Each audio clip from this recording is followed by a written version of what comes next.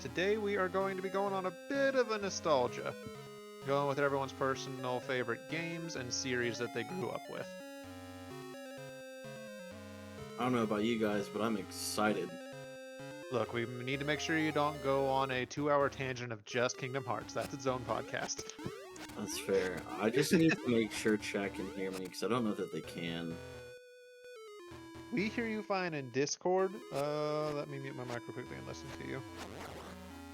Testing, 1, 2, la-di-da, zippity-zoo-da.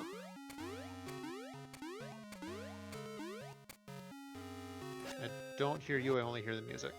Actually, I didn't even hear myself, I don't think. Nope, I hear myself. Alright, it should be fixed now. Can you do one more quick check for me? Yep, I hear you. Alright, great, thanks. Yep. I'm excited. How about you, gentlemen? Absolutely. Always. I've just got Zelda's theme playing right now because that's at the very start of the game, so I'm vibing. I like that you called me out for not just, dwindling down the Kingdom Hearts rabbit hole. That made me smile. Just stating facts. The biggest takeaway that I think anyone who considers them a friend to me, the number one fact people need to know is, hey, what's Rose's favorite thing in the world? Kingdom Hearts. Are you sure? Yeah, it's Kingdom Hearts, man. Just trust. Like, he could literally go on for probably 24 hours about all the lore. I think I could go with 48, to be honest. I don't know what it is, man. There's just something about it that's so magical to me. Look here, I'm already going. I'm gonna let one of you guys take the lead. Okay? So, what is the earliest game you guys remember playing? Legend of Zelda: Ocarina of Time. That's your earliest one? Yep, I was 2 years old. My uncle was playing it on the N64, and for the longest time he was like my role model, so he turned out to be a piece of shit. And I was 2 years old, and I sat down and played through Ocarina of Time with him. It was technically my first game. I don't remember what age I was for mine, but mine was the old Atari, like Gargoyles, Lion King, those ones. Okay. Those were great games. Technically Pong, but it's not because I'm that old. It's just my mom's old console, you know? Fair enough. But Diddy Kong Racing. Good game. Okay.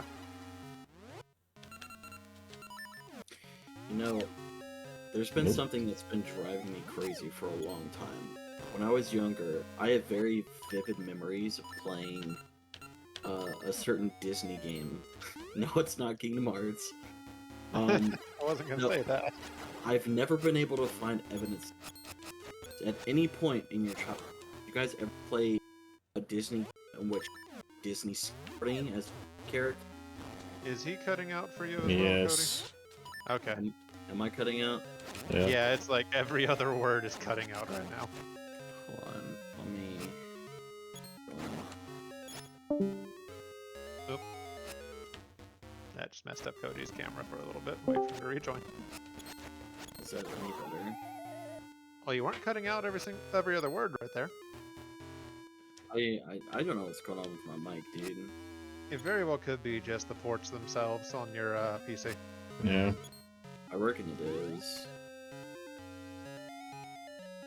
So you guys didn't hear anything I said, did you? Barely. You were talking about a Disney game that you can never find, but we didn't hear what the details of it were. Yeah, so when I was younger, I played this like Disney game, and you would it was like skating in Disney worlds as Disney characters, like skateboarding. But I've never been able to find evidence that game existed. I feel like that might have been one of the website-based ones, almost. I remember Yeah. playing it on a console. Was it on a console? Yeah, I can't find it. It's very possible it's one of those that's just been obscured in time. It really sucks, because that game was so fun to play. I remember grinding with Tarzan. I don't know exactly, but I think my mic was peaking. May have been the issue because it was in the red. It is very possible. Can you guys still hear me? Okay. Yeah, you're good. Hi, Kuro.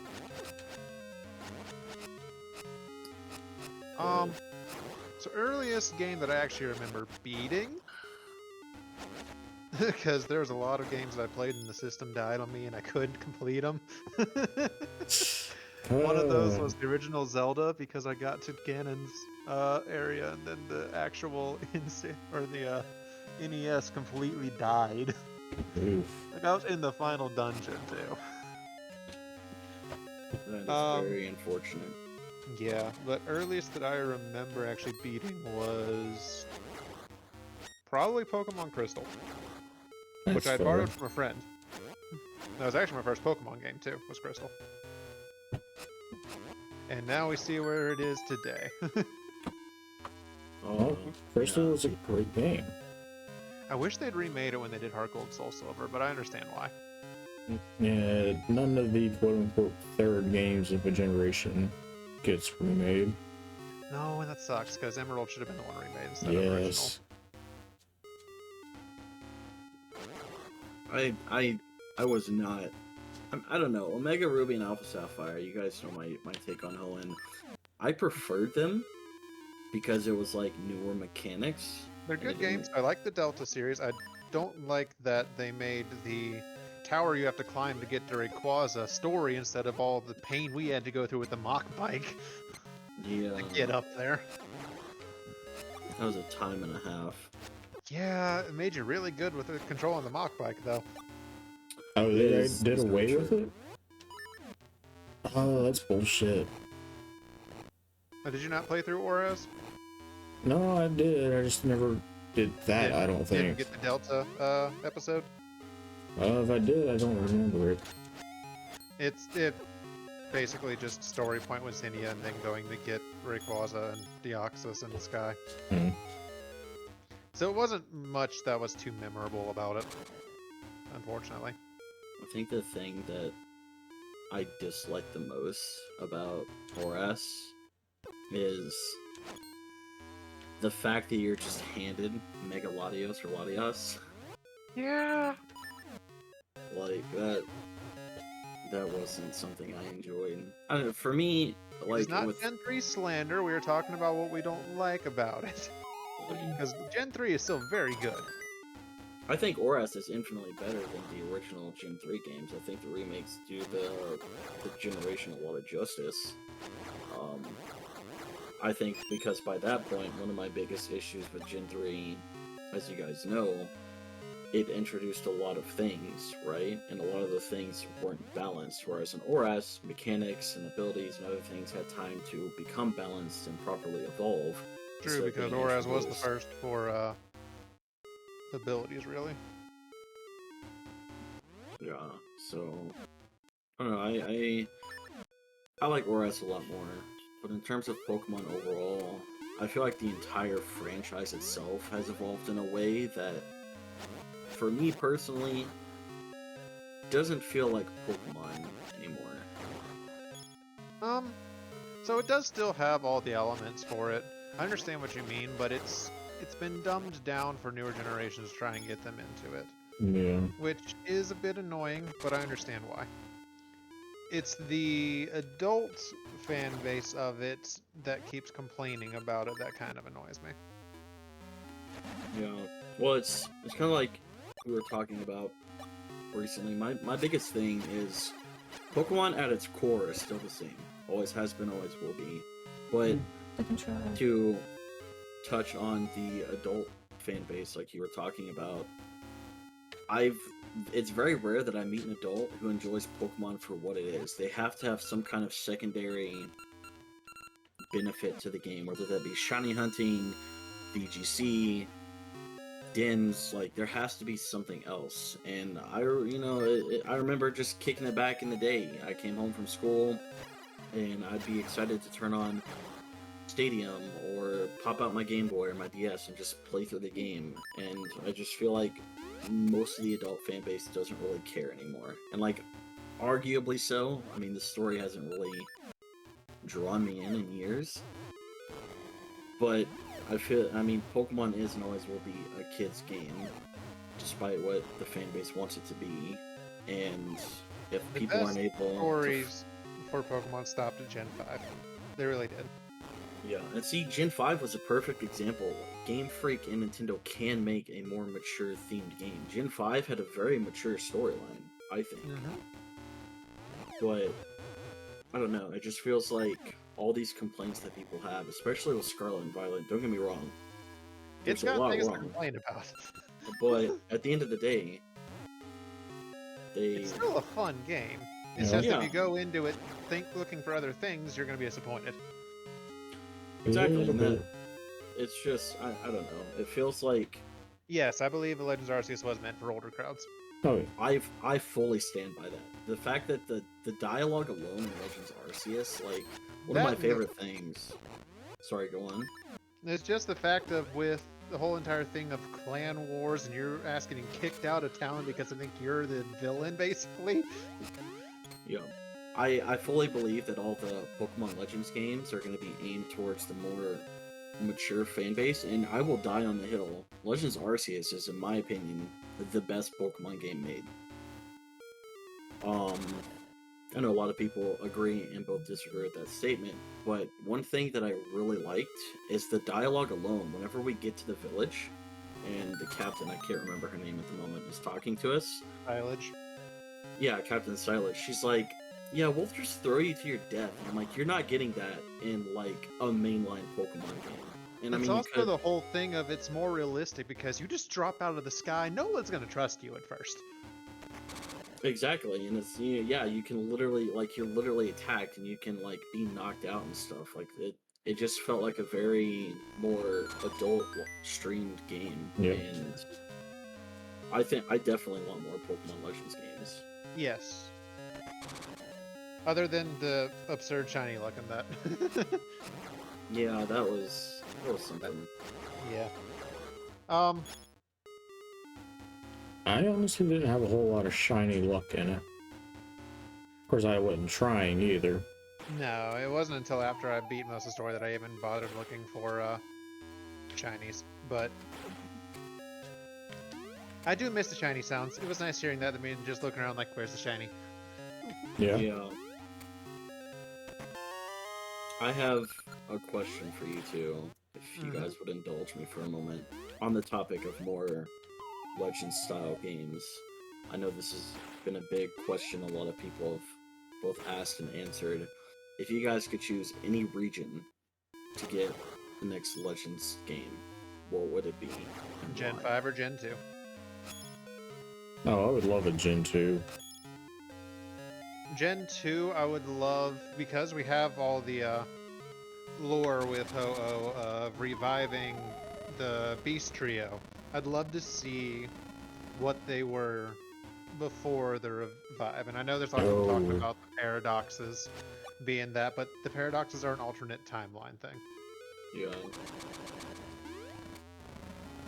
I think, obviously, I'm a Gen 1er. Obviously, at some point, I would love to get a Pokemon Legends Kanto game, though it's not at the top of my list. I would The also... only thing they could do with that is Mew for the main focus of it, since they're focusing on mythicals, which I know that doesn't bother you whatsoever.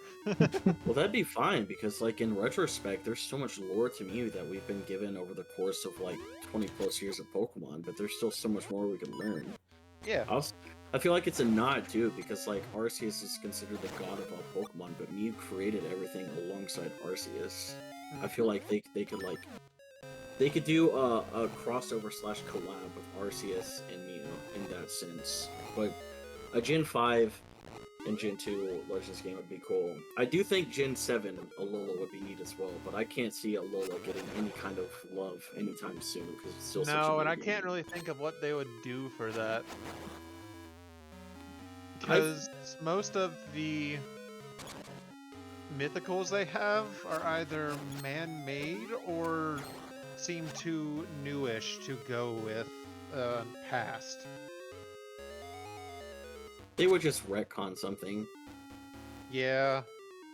Because, I mean, it's sort of like the Scarlet Violet DLC, right? Like, we could just get, like, sort of like prehistoric islands and stuff. And I think that'd be really neat, like having to like literally sail across the open sea in the game. By that point, I don't see Wind why Waker. not. Yeah, it's Pretty much. I think a Legends of Alola game would be cool, but I just can't see Alola getting any love in the next decade or so. Look how Yeah, much because we love still Gen got to 2's go gotten. through. We still got to go through Gen 5 and Gen 6 for remakes. If they even go with Gen 6, since it was 3DS. Yep, and Gen 2 needs some love too, because it's only had one. Gen 2, I would like to see a Let's Go of as well. Because I actually enjoyed the Let's Go games. Oh, I thought the Let's Go games were fun as hell. Once I get a capture card, I plan to just stream a bunch of Let's Go. Yeah. What would it be? Let's Go Umbreon, Let's Go Espeon?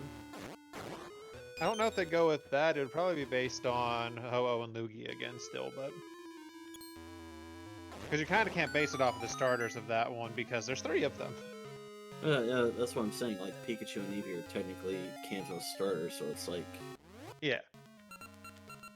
But also, it'd be really hard to do a Let's Go game without there being 2 mascots, because, you know, you have, like, dressing up and stuff. They wouldn't do that for all 3, I don't think.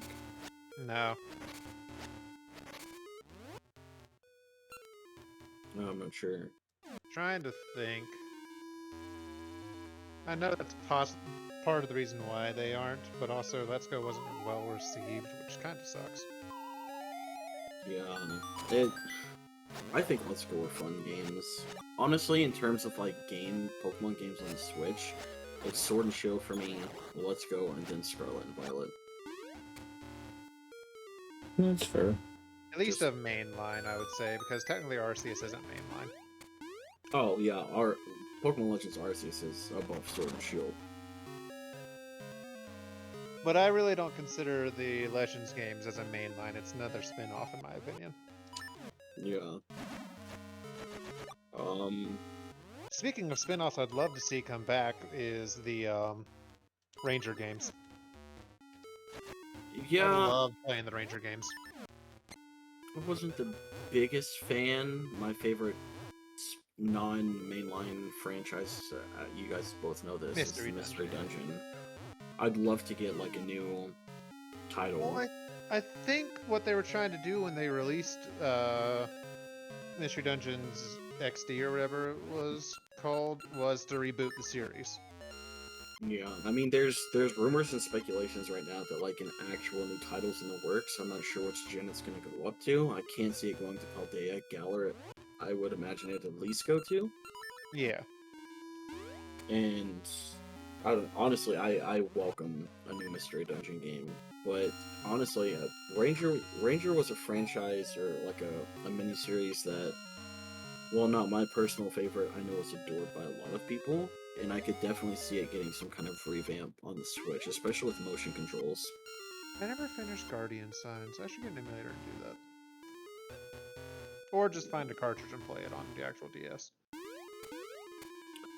I have a question for chat and the YouTube comments, I suppose. If you guys could choose any mini-series, you know, Rangers, Mystery Dungeon, etc., and so on, even Legends, you know, for not counting Legends as a mainline game. Don't forget Coliseum and Gale of Darkness. Exactly. If you could choose any of those to get a modern-day revamp, or even a new entry, because technically Mystery Dungeon did have a release on the Switch, if you could choose any title, any mini-series, which one would you choose? I'm curious to know. Speaking of weird, non-mainline, Pokemon Conquest. I forgot that was even a thing. Yes, I played that one a couple years ago on emulator and was like, this is weird. It's a tactic style game, which I really enjoy those, but it was strange to me. The storyline was weird. I mean, obviously, we know that there was a Pokemon War. It was literally talked about in Kanto Gen 1, but I don't know. How would you guys feel about a Puzzle League revamp with Tetris 100 mechanics? I never played Tetris 100. I never played Puzzle League. Or are you talking about Tetris 99, the multi-battle one? I'm just reading Dan's comment. I think he means Tetris 99. Because that's the one that's the multiplayer online where you battle against everybody in like a 30-person thing. Oh, I see. Yep, I was right. Do you know what franchise I feel like deserves some love in modern day? Besides Metroid? Well, Metroid was actually one of them I was going to say, but we just did get technically some Metroid. Yeah, we got love. Metroid Dread, and they've announced, what was it, Metroid 3 or 4? I think it was 4, I think. I don't remember though. I know it was announced. I can't remember though, because Metroid was never one of the games I cared about a lot. I want Golden Sun to have a revamp. That's fair. That is very fair. There's one franchise I played from my childhood that hasn't really received any love in a while, and as annoying as some of the gameplay elements were, I would just love to see a modern day Banjo-Kazooie. It does Oh, need some yeah. love. But it was bought out by the people that did Sea of Thieves, apparently. Yeah. And they're never going to touch it again. Nope. I think with this, with the direction that modern day gaming has gone, especially in terms of open world and like platforming, I think Banjo would be a perfect candidate for a kind of reboot or revamp to get it going back. Give it one like what happened with Crash and Spyro. Yeah. We don't talk about ukulele. I'm just living for the face Cody made. I didn't realize I made a face at ukulele. I think that's more coincidence than anything. Must have been. It was probably just something that happened in the game.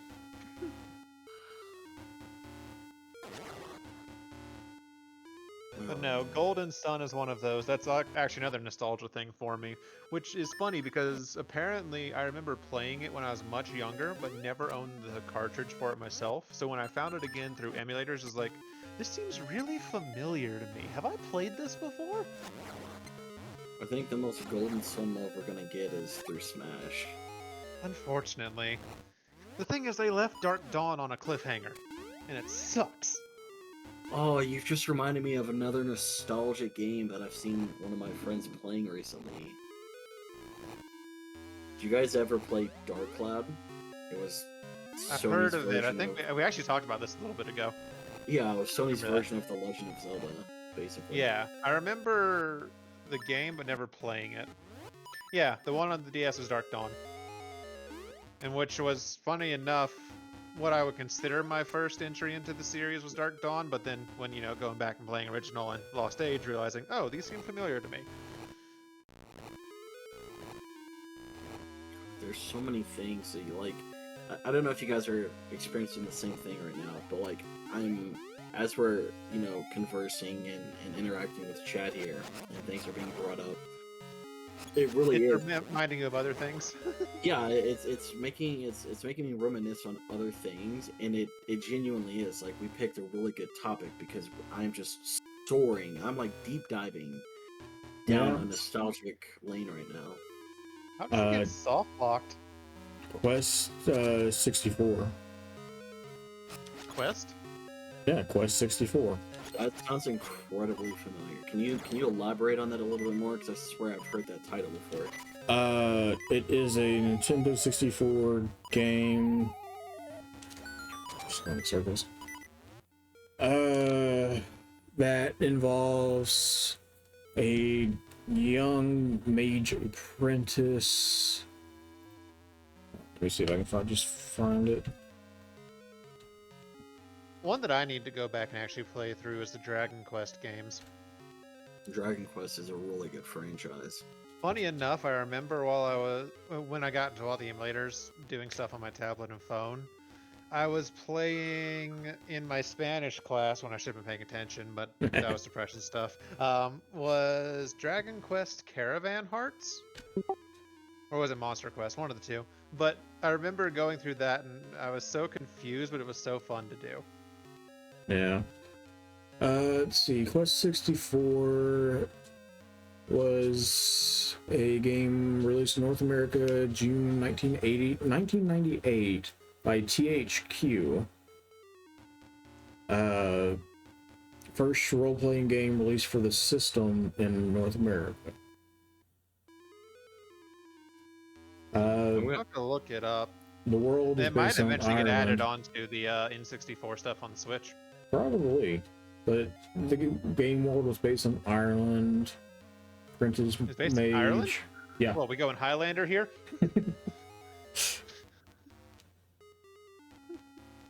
But it's a difficult game.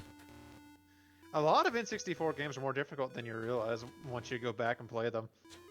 Yeah, I've been watching Oil play through. He's been doing this like 64 I remember. thing, and the more he plays through old 64 games, I say old like they're not all old, but the more he's playing through the entire N64 library, the more he's saying that he hates the console in general. And I don't necessarily agree with hating the console. I think the N64 is fantastic. But watching him play back through some of the games I played as a kid, I'm like, You can yeah, see why it's a case of, were we better gamers as children, or was it just that we... Knew what we were doing. are you guys ready for a hot take that really isn't all that hot of a take? Oh. And I mild don't think... take. Missy, thank you for the follow, by the way. I see that on my OPS. Thank you, Missy. It could be a slightly hot take. In my opinion, the most fun console across any consoles to ever exist, Nintendo GameCube. There's not a single console that was more fun than the GameCube, in my opinion. I See, still own mine. same here, but I actually saw where they might be porting the games over to Switch. Please, give me more Ty the Tasmanian Tiger. Oh my! I played through those recently. They're on Steam, and I had them. Wait, are they? Yeah, the entire Thai franchise is on Steam. Ooh, you have just tempted me. I had all of them, and I went through and played. The one that I still own is Ty 2. Bush Rescue. Oh, hello, random lag of the game. That's another franchise that I played the hell out of growing up. Ty the Tasmanian Tiger. It's so fun. I actually never played it. Recommended. Cody, I know kind of figured. Yeah. Definitely gonna have to give that a go. If you guys don't agree with GameCube being the most fun console, so I see there's a different opinion in chat, let us all know. YouTube comments do the same. Let us know what So, this could also be a nostalgic thing as well, because a lot of people are probably going to answer the N64, SNES, things like that. It just depends on what you really grew up with. Yeah, but GameCube had GameCube had Wind a lot of Waker. variety to it. There's that, but it had Wind Waker, Twilight Princess, Def Jam, Fight for Vendetta. Smash even Melee. Yes. GameCube even had FPS games on it, like Medal of Honor and things like that. damn Let's not forget it had Coliseum and Gale of Darkness. Yes. Like, the GameCube was like the pinnacle of gaming, in my opinion. Like, it had some of the most variety of a Nintendo Thank you for system. the in my opinion. resub. Absolutely. Much And- better than fucking Call of Duty being ported to the Nintendo Ugh, DS. for real. Yeah, that was weird. Apparently there's a number one in chat. No, the first Animal Crossing I believe was SNES. Because the one on GameCube was Wild West, I believe. I'm not a big Animal Crossing player, but I know some people that are big fans of it. I know it was much earlier than the GameCube. Shrix, there's a comment in chat I'm gonna let you respond. You and Cody, because this is you guys' wheelhouse. I mean, I like some of these games, don't get me wrong, but you and Cody talk about these titles. more than I SNES, do. so you're talking about The Adventures of Link and A Link to the Past. Adventures of Link, I'm going to say, is the worst of the series, not counting Triforce Heroes, which doesn't exist. A Link to the Past can definitely say was one of the big major ones for that. But The Adventures of Link was just annoying. Because if you die 3 times, you go back to the beginning of the entire area. You have to go traverse through all the stuff. Isn't Cody currently streaming Oracle of Seasons? He's doing Oracle Seasons, I'm doing Minish Cap. Guys, well, Shrix isn't live right now. You can watch him play Minish Cap on YouTube after this is over. But if you guys want to see some Zelda gameplay, opposed to just looking at my screen here, tap him up too. Go see what Cody's up to on Oracle of Seasons. That's another one for nostalgia, is the Game Boy Color and Game Boy. Yeah. Admittedly, I'm quite literally just going in circles because this freaking dungeon is just a cycle. It's a tower. You've got like 10 or like 5, 6 floors on the thing, and it's easy to get lost in. Very. I legitimately don't know where I'm going. Is that the case of I need to pull up a walkthrough sometimes? Eslo, get on my head. Same time, I'm too stubborn. I'd rather try to figure it out myself. I feel that. You know, when I was younger, I played the Four Swords games, but let me just say, Legend of Zelda Four Swords manga, that was like that writing and the interactions that the links had with each other was like I just remember being hooked. I would go out after I finished one manga and buy another. Four Swords Adventures on the GameCube was a really fun one. Yeah. Four Swords is, in my opinion, a game that didn't get the love it deserved. It didn't get the love it deserved because it was so much harder to get people to play with you unless you had a big group of friends.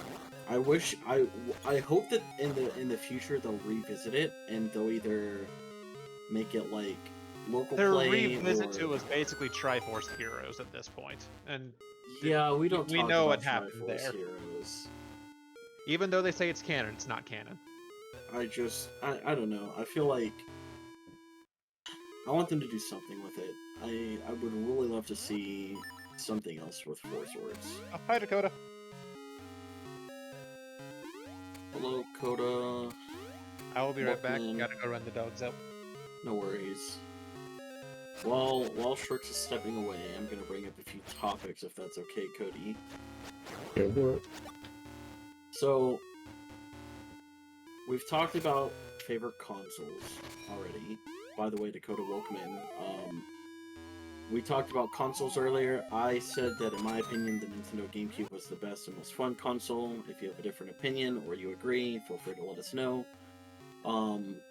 If you guys had to pick one franchise to sum up your childhood, not like your favorite franchise growing up, but one franchise to like sum up your childhood, what would you pick?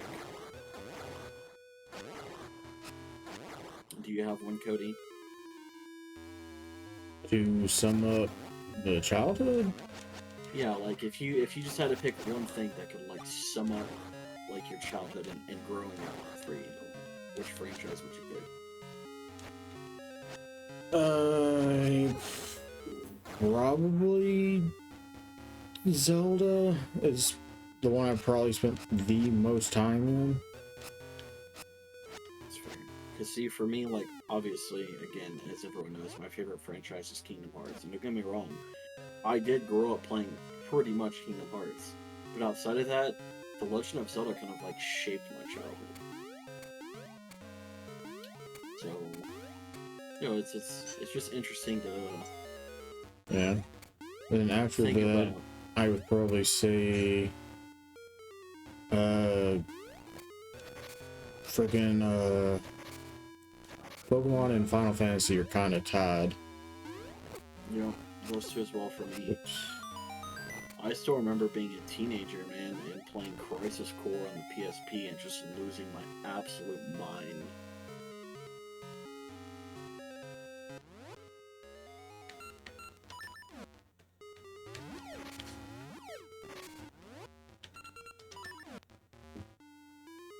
Day as well, Dakota. How are you?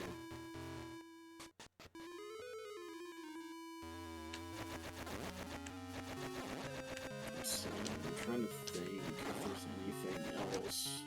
Because, yeah, Zelda, Pokemon, Final Fantasy, and Kingdom Hearts. Sly Cooper. Oh, that and Jak and Daxter? Yeah. Oh, when Shrix gets back, I wanna mention those two franchises to him. Because I Jak and know. Daxter. Oh yeah, Good. I spent so much time in Jak and Daxter. Also, Ratchet and Clank. It was not really one I. Oh Lord, this is wrong. Ratchet and Clank is not really one that I got into. It wasn't until a couple years ago that I actually played my first Ratchet and Clank. It was the remake. Yeah. And yeah, I loved it. It was great. Oh, one of my favorite things, especially about Ratchet and Clank in particular, and I mean, one could make a comparison that you had, you had Jak and Daxter, Sly, Ratchet and Clank, like all of these games were like competitors of one another. In my opinion, in terms of like lore, I think Ratchet and Clank did it best. You know, they made up so much lore. They had all these different things, but each game had the things that made them that earned them a spot in like nostalgic childhood gaming, if that makes sense. Yeah. Fun fact: never played any of them. Welcome back. Yeah, I was while you were gone. We brought up Ratchet and Clank, Sly Cooper, and Jak and Daxter. Sly Cooper had its own things with it because that was more of a stealth-based one. Yeah. Ratchet and Clank was just a nice shoot 'em up. I feel like sometimes, with some puzzle aspect. That's fair. PS2 did have some heavy hitters. Oh yeah. Sad thing is, I didn't grow up with PlayStation. I played on other friends' ones when I was over at their houses, but I never had one myself. But I do remember playing some of the original Spyro and things like that. Spyro, Crash. Yeah, they were all. Spyro was more than Crash for me. But also Crash is more rage-inducing than Spyro is. I played Crash more than Spyro, but I have a preference for Spyro over Crash.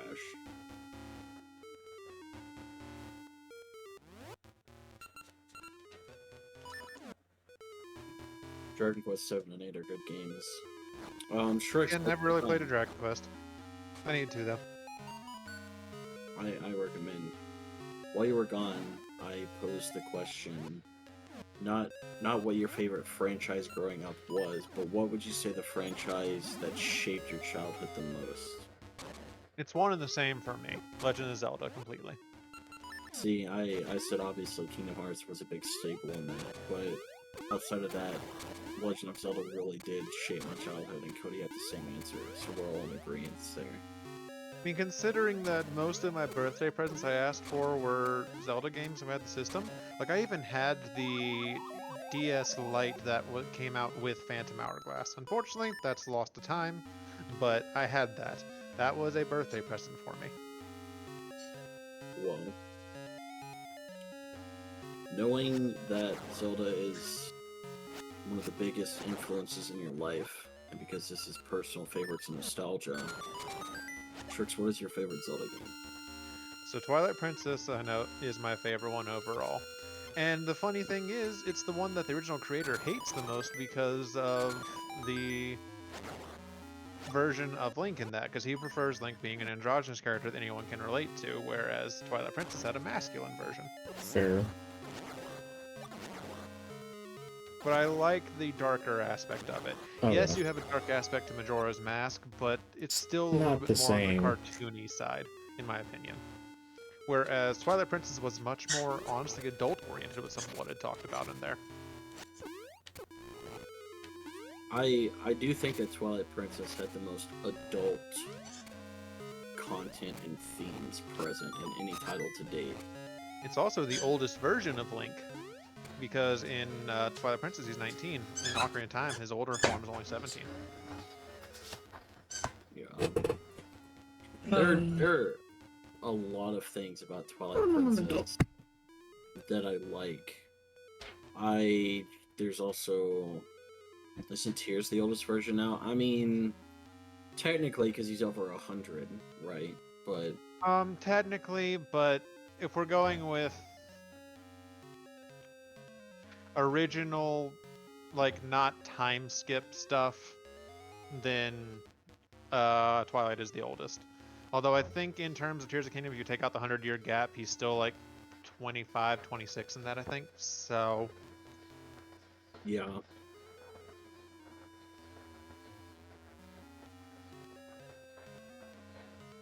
See, well, Shrix, you know, my favorite Zelda title is Wind Waker. Wind Waker's my number 2. I would absolutely love to get some more love for Wind Waker, but we've had so much Wind Waker love. I can't foresee. The funny thing about that is Wind Waker was one of the least respected titles when it first came out because of how cartoony it was. Yeah, but now it's a classic.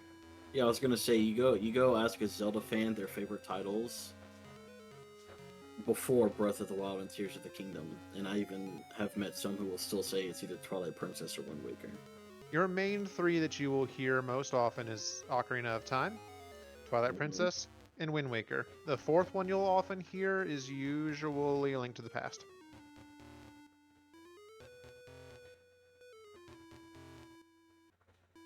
Which Link to the Past has a lot of good things to it. That's true. Okay. I don't know anyone who's ever said Skyward Sword. Okay. To be fair, Skyward Sword had the janky mechanics of the motion control from the Wii. When they ported it to the Switch and added in the stick controls, it made it so much better. I mean, honestly, in terms of story and narrative, Skyward Sword wasn't that bad. Skyward Sword has great story to it, and the fact that it's basically the start of the entire series on the timeline, it gives a lot of insight as to how some things came to be.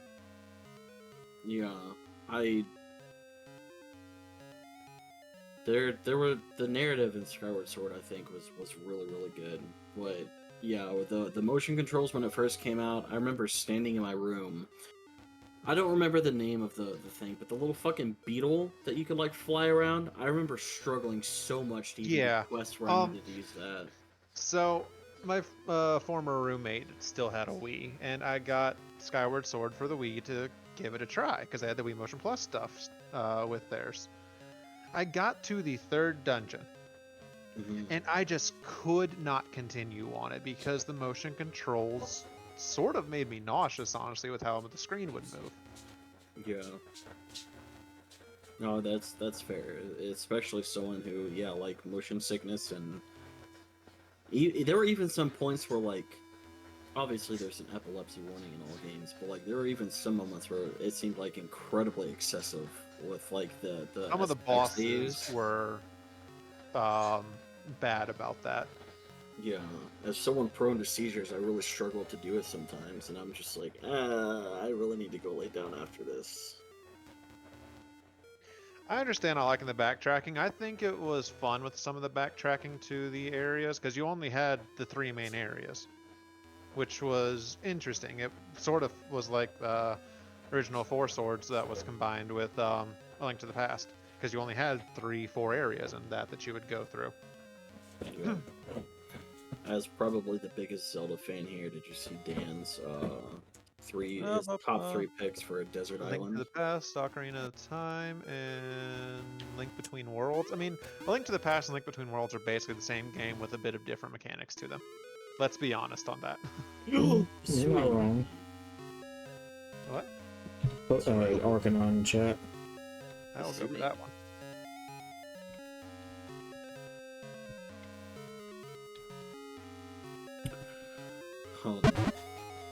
Yeah, Cody, what about you? If you had to pick one Zelda title that was your favorite, which would it be?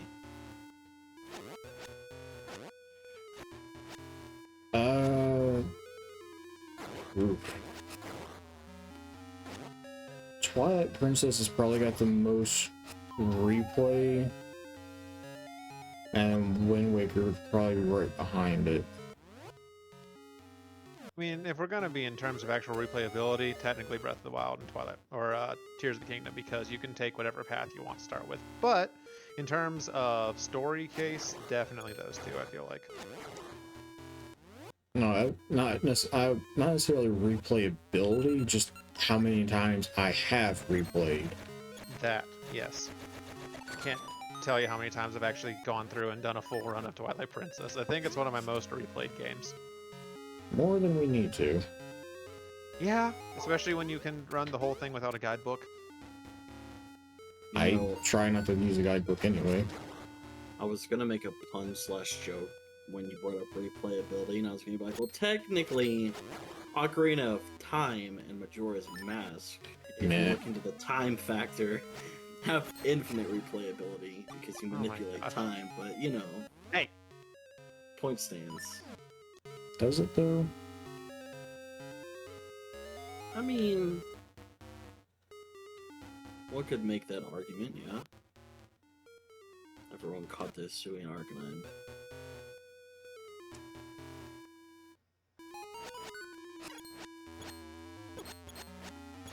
Looks like Coda agrees with you and Shrix. Twilight Princess is #1 for him. It's because it's got good taste. Dan's favorites are Link to the Past, Ocarina of Time, and Link Between Worlds.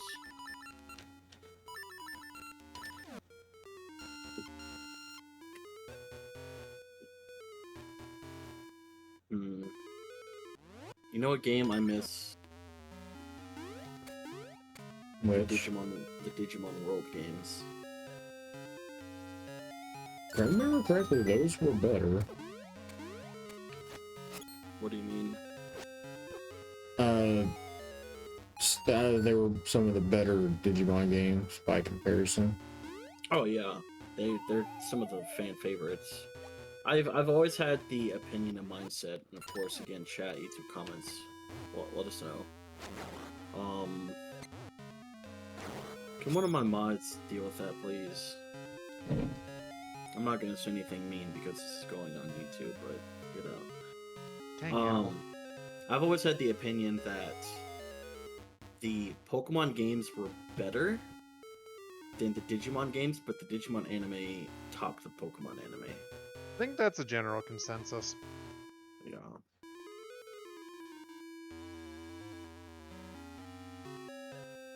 Thanks, Jolty.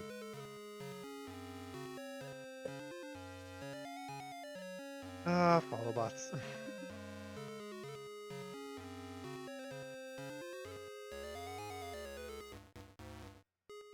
And I hate that I'm getting some stutters on my game, but it's okay. Are you? A little bit.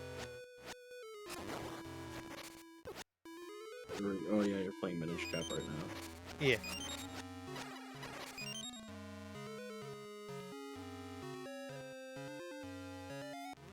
Never seen Digimon anime. I've heard it was great for the fans.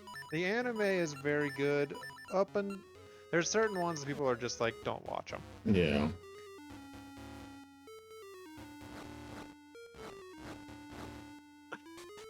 So, go on, Cody. I'm gonna say, in general, the Pokemon anime is, or the Digimon anime is phenomenal.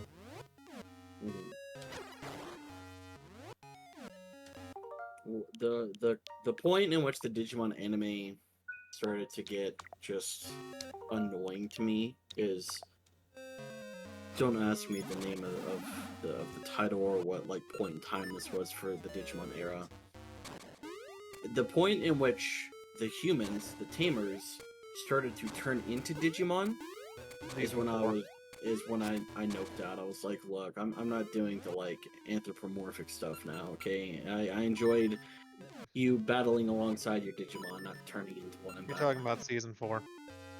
Okay, so yeah, season 4. Which some people, actually that's a lot of people's where they kind of cut it off. Because our friend Prez also says that's where it starts going downhill. Yeah, their narrative wasn't great. The transformation aspect, I really wasn't a fan of. And I mean, I get it. They were losing to Pokemon hardcore. Fun fact, by the way, to anyone who didn't know, Digimon could be the face of everything had they not lost funding. Digimon was actually scheduled to come out before Pokemon. They lost funding for it, and so it came out after the fact. But had Digimon come out first, it could be a completely different story. See, I thought it was Digimon just didn't add. Digimon didn't promote yeah, anywhere that. near as well their games. Yeah.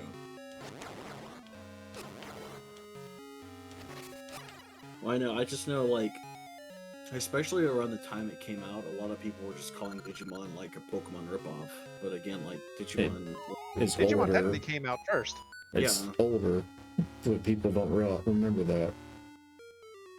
So, yeah, Frontiers or whatever it is. Dakota, It was Frontiers, which I actually enjoyed some, but for me, that's also at this point when I look back at it, there's a reason why. If I'm being honest, you know, I can totally see you enjoying it. That's also a thing, and this is not game related, but is with you know, the Avatar movie, the Blue People. Mm-hmm. Apparently, it's a very much unpopular opinion that I enjoy it among everybody that I'm friends with. See, it's funny you say that because I know this is going to sound like fictitious. I have never met a single person in my life who disliked Avatar. I hate the movie. I think it's terrible. But really? Up, because Nate, Dakota, you, Bella, none of them like it. Yeah, no, well, I mean, in all fairness, I've never discussed it with them because I just hate the movie. Well, movies, I should say now. But growing up, I haven't seen Water yet. Especially like when I was in school and stuff, and it was like the highest grossing film, blah blah blah blah. There was not a single person I knew in my life who disliked Avatar. Everyone glorified that movie, and I was just like, no. The story was basically just the Shakespeare thing, but the visual effects of it is what everyone would rave about. Yeah, Blue Monkey People. Yeah. On the flight back, I watched the second one, The Way of Water. It's okay. I know. I am not the kind of person that would do that. But it's not bad. Yeah, Fern Gully, that's what it is that people compare. I'm sorry, I'm not, I wasn't trying to laugh over what you were saying, Cody. Dakota commented something that just made me chuckle. Yeah, I see the comments. I also feel like The Way of the Water was really hard to do anything with, considering the first one was so, like, the receptiveness for it, the reception was so well perceived. It's like, what can you do that's better? Like, visually, I think the effects used in the movie, like all the special effects and like the editing, I think that was out of this world. I mean, quite literally. Absolutely.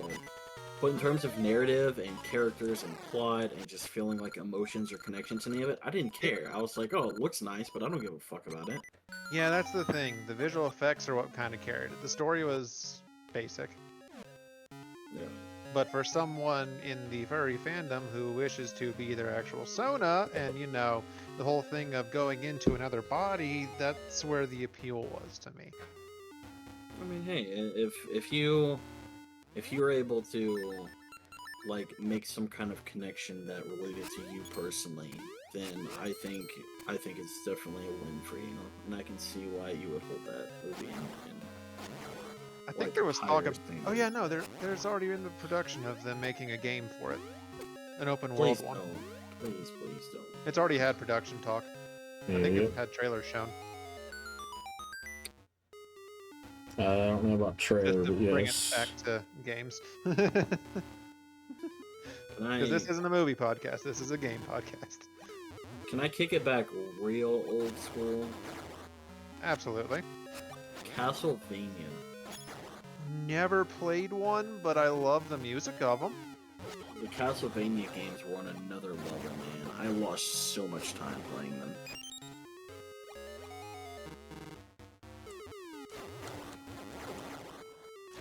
I'd I actually need to go back and give them a try. I know that. I was gonna say I'd really enjoy seeing you do your first playthrough of Castlevania game on stream. I think I've heard 2 is the best one, Symphony of the Night. Is 2 right? is really good. 2 and 4 are my personal favorites. I know a lot of people talk about number 2. Yeah. Those are the best 2 in my opinion.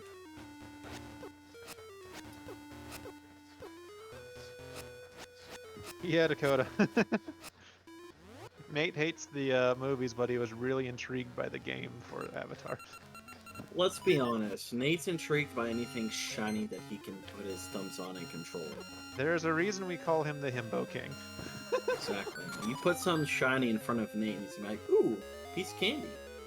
That's the other funny thing about that is he gets drawn to things, but quickly loses interest on them as well. Like, he is full ADD. Oh yeah. Nate, we all love you, but it's out there now. Oh, he knows. I was gonna say, to be fair, I think all of us have said that to him at one point or another. I'd love to bring him on for these for certain talks as well. I agree. By the way, chat, I'm doing a shout out right now. One of a very good friend to all 3 of us and some people in chat who wasn't able to stream for like well over a month. He just got stuff up. He's live right now. Probably gonna raid out to him when we do end. He's doing Elden Ring. Go show Nate some love. Oh, is he doing Punchy Boy? No, he's not doing Punchy Boy. He's doing Wolverine. Close enough. No, Dakota's the one doing Punchy Boy. It's still close enough. Hi, Bella. I literally just finished my drink. Did Bella do a hydrate? Yeah. She didn't do it here, so I don't have to hydrate. Technically, it's a rule with us where if we're all on a call together, everyone does it. Yep. You don't like it, suck it. There it is. This rule was not, no, because there are chat rules that I turn off when I'm with you guys. This rule was not mentioned prior to the stream, therefore... Well, Bella already redeemed it, so... I know. I'm only doing this because she's just redeemed it. Don't tell her that I'm drinking Rockstar. As if she couldn't hear it. I'm about to say. My favorite thing to do is when she redeems hydrate and not drink water. Because... I don't know, Bella's feisty, and I like when she's feisty at me. Bella is always feisty. It's the short people complex, I feel like. Yeah. I mean, they're closer to hell, so... Okay, here's a more recent one, not really on the nostalgia side, but Hades. You saying hell reminded me of that. I love the Dungeon Crawler. Listen, if there's a single person who says they didn't like Hades, they're fucking lying. I'm sorry, but it's true. If you did like Zagreus' journey, then... Look, Zag is a sassy boyfriend and I want him. Yeah, I mean... I feel like Zagreus and Atlas would be like the best of friends, man. I think we've had that conversation in the Discord. And see, I barely played Hades. Speaking of roguelikes, I want to give Enter the Gungeon a try. Oh, it's great. Roguelikes is one of my favorite genres. I mean, you guys but it's a bullet hell, so just be aware. Oh, I know. And it's a real bullet hell. Oh, you know, I've seen playthroughs of it. I mean, if we're talking about roguelikes and more recent ones, Roguelords, half of you have seen me play that. That was one of the series in which people were like the most invested. It was one of my. I want to get it. Dude, yeah, please. Oh, Leo, there you go, Shrix. Not interested. I love Leo, but I've got one already in the game. I'm waiting on my 5. That's fair. I played a lot of Slay the Spire. Love that game. I've played a lot of Roguelords. No, I've never done Slay the Spire on stream. No, you've talked about it. Oh yeah, I've talked about it. Gungeons, enter and exit the Gungeon, because there's both. Oh, does it lag on the Switch for Gungeon? Yeah, if you were gonna get it, I'd recommend getting it on Steam. PC before. What? I do not like this boss. What? Sorry, saying I don't like Found this the boss? boss. Oh, is it? Oh, that's right. That's the one where you're up in this top of the tower and he swoops down on you, isn't it? Nope. That's the main No. boss. That's the main boss. Oh, you're on the... I'm on the final boss for the dungeon. Remember Ancient Towers. Way to go.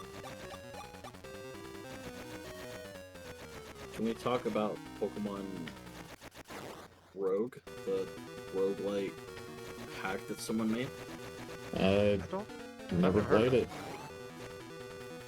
It's a recent thing. It's only a few months old, but yeah, someone made a Pokemon hack of Pokemon Emerald, and it's a roguelike. Huh. It was very well received. And in fact, if you guys like roguelikes and Pokemon, I recommend you check it out.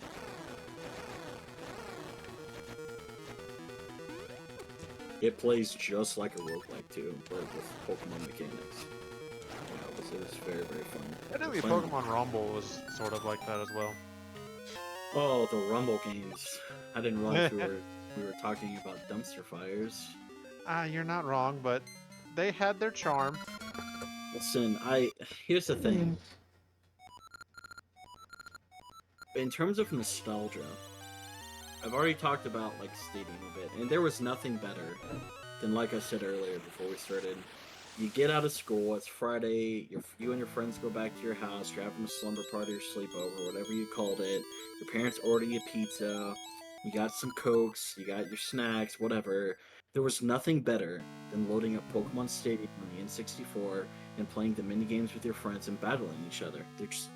There was nothing better in my childhood than that. Or if you remember from Xbox and PlayStation stuff, the 8 system hookup that you would do for like birthday parties and things. God. Yeah. And I was never one of those that did that because, you know, didn't own the systems, but I remember hearing about them, seeing some of them being done. I didn't even have enough friends to invite to my birthday, dude. What are friends? not to make this like a sad time, but there was I had one a year, very small group of friends. Yeah. my 6th birthday. It was my 6th or 7th birthday. My family didn't even show up to my birthday party, and I got so sad. I went outside to ride my bike, and I was racing against my neighbor, who was like my only friend. We were having a bike race. I'm going so fast, and I don't hit the brakes. I run headfirst into my brick garage and fractured my arm, dude. That's what I got for my birthday, was a fractured arm, because nobody showed up, not even family. Bruh. So, and then, a few months later, when my arm was in a cast, still healing, we were at a family's friend's house, and they lived on like a big-ass hill. I went running down this grass hill, fell down the hill, ended up refracturing my arm because it wasn't healed, and I fucking fucked it up by falling down. So, you know, Sure.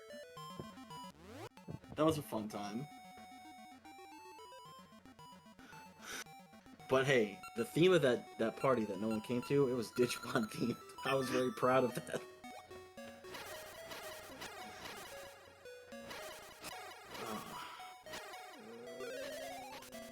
There's a question. What was you guys' most memorable birthday theme growing up? Assuming you all had birthday parties put on by like parents and stuff. What theme was the most memorable to you in terms of nostalgia? I don't think I ever had a true Right. party. fair. But one of the most memorable ones I had was my very first bowling birthday party, where they had all the staff sign one of the bowling pins and give it to me, which apparently is not a common thing. I've never heard of that in my life. That's pretty neat. Yeah, apparently it's not a common thing, but I remember that vividly. A bowling party? Yeah, we went to a bowling alley, had a bunch of friends, pizza and stuff, and Yeah. when we were leaving, the staff had signed one of the, or brought out one of the bowling pins, and we would all sign it, and they signed it with us. Oh, But I haven't heard of that. Yeah, apparently I'm one of the only ones that has dealt with that. Because I brought that up to Nate and Bella as well, and like, wait, what? That must be like a local thing that that specific bowling alley did, because yeah, I've never heard of that, and I It had must plenty. have been.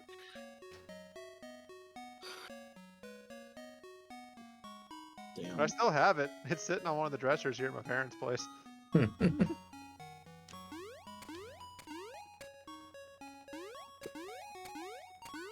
Well, you know. When in doubt, strike out, I suppose. Oh, I definitely gutterballed a shit ton. You didn't put up the like baby railing? No, I don't like the gutter guards. Makes it too easy. That's what they're called. My daughter uses them, but you know, I mean, that's fair. She can barely even hold the bowling ball. She also uses the little ramp as well, I'm guessing, right? I don't know. I know some of the bowling alleys have a little like metal ramp you can set it on. It just rolls it down. Yeah. Tries to keep it straight for you, but doesn't always.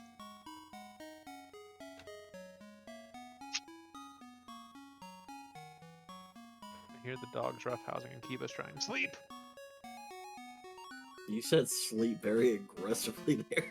Yes. I think he was moving when he did it. Yeah, I think so too.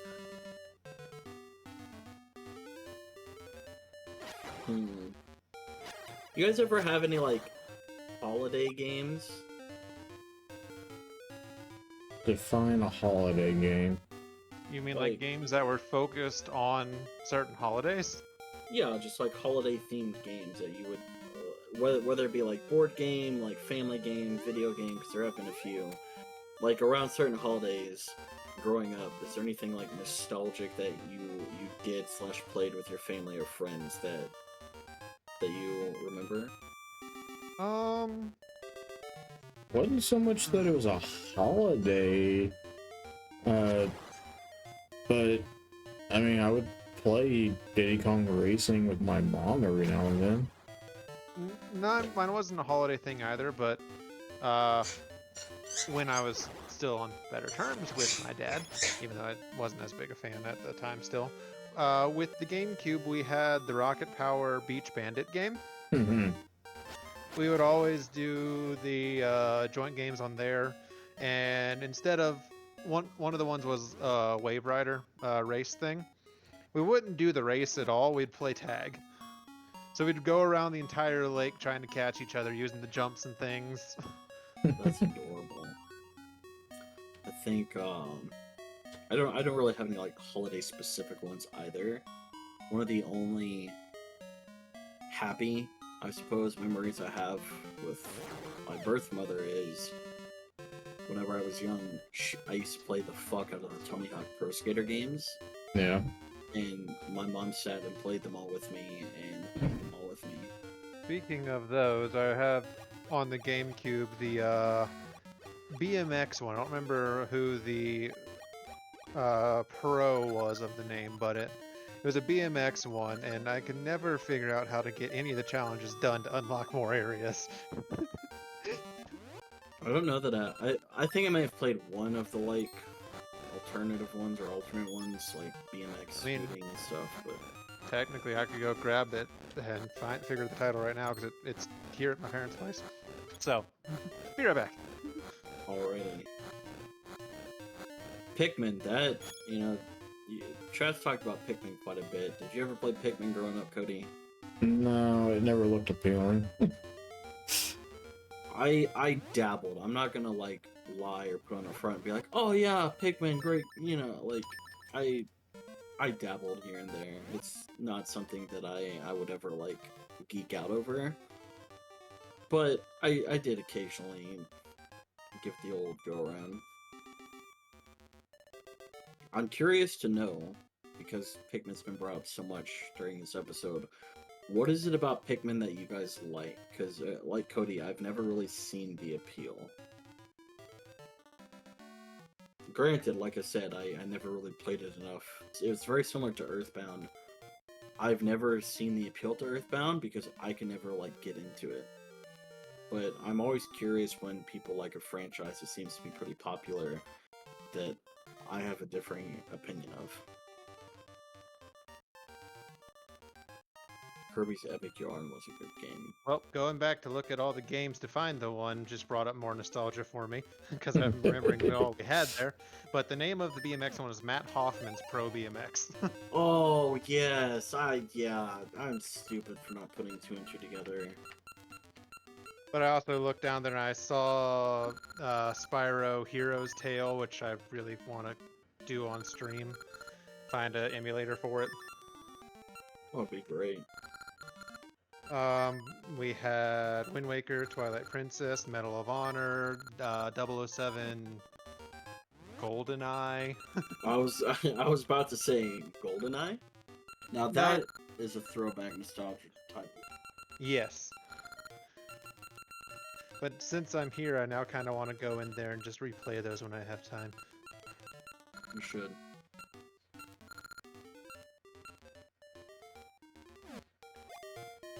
You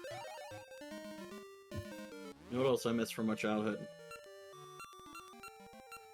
What's up? This was obviously when I was older. I was a teenager at this point.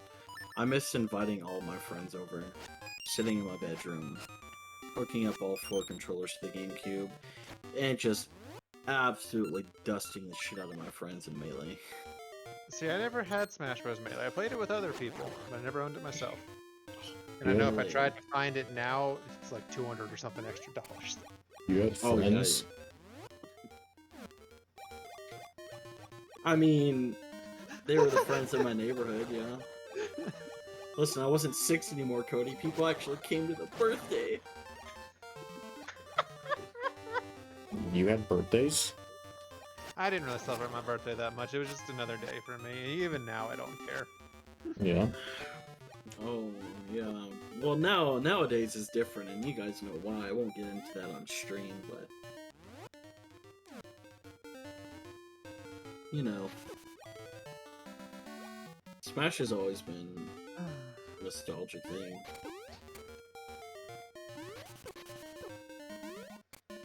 I mean, I still like playing the newest one because we've been doing it with Spence every so often, and it's fun just not to be competitive on it because most everyone that plays it there doesn't know how to play. Oh, I know. I've thought about coming in and joining your ultimate lobbies from time to time, but I was like, yeah, well, best not. If it's a case of that, I'd rather do it on your end and actually try a little bit harder on it. Because I do know some of the mechanics for more of the sweaty stuff, but I always don't do them because no one else really uses them.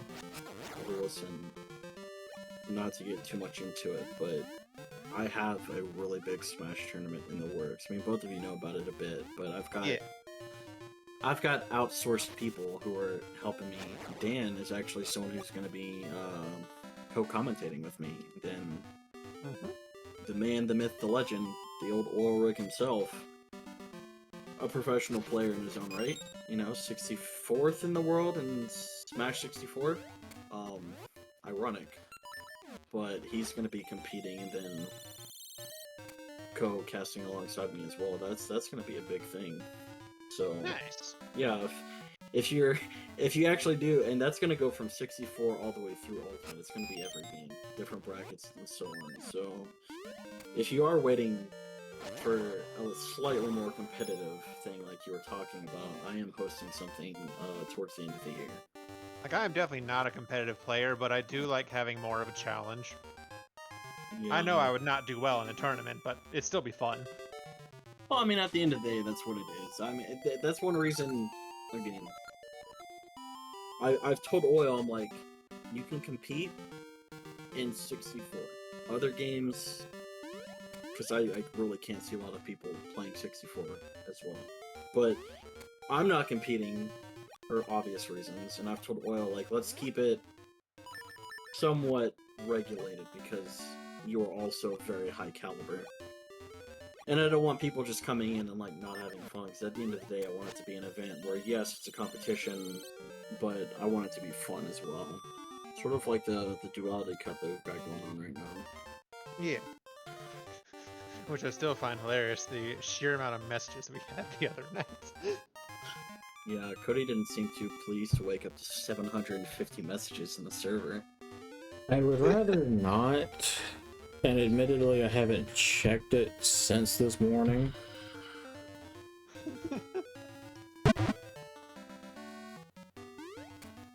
What can I say? There was a deviant takeover.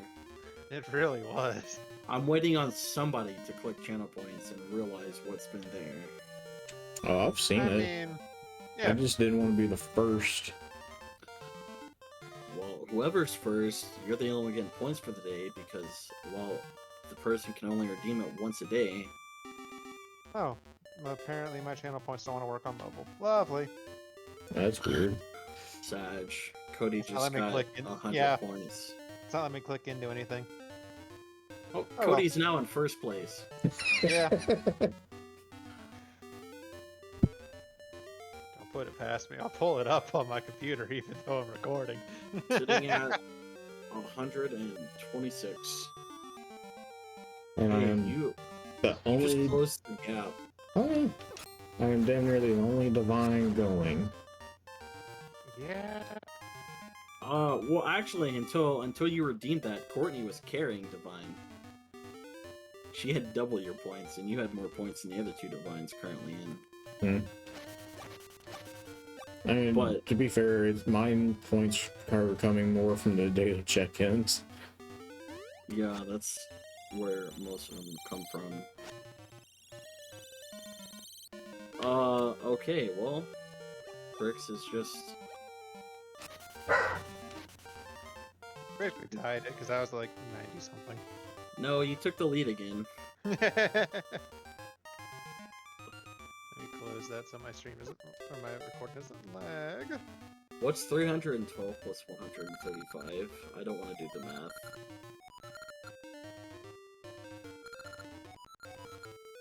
$160 or 467, 467? something like that.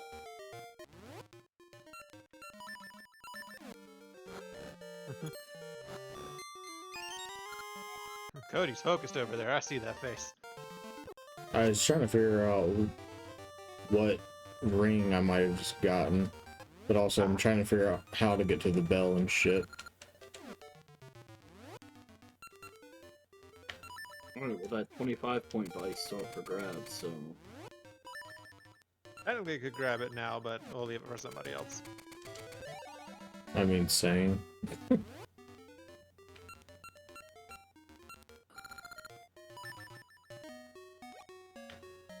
Yeah. Listen, to anyone who's currently participating in the first Duality Cup challenge, the cooking challenge, Shrix already has his meal planned. Okay, you gotta stay on the grind.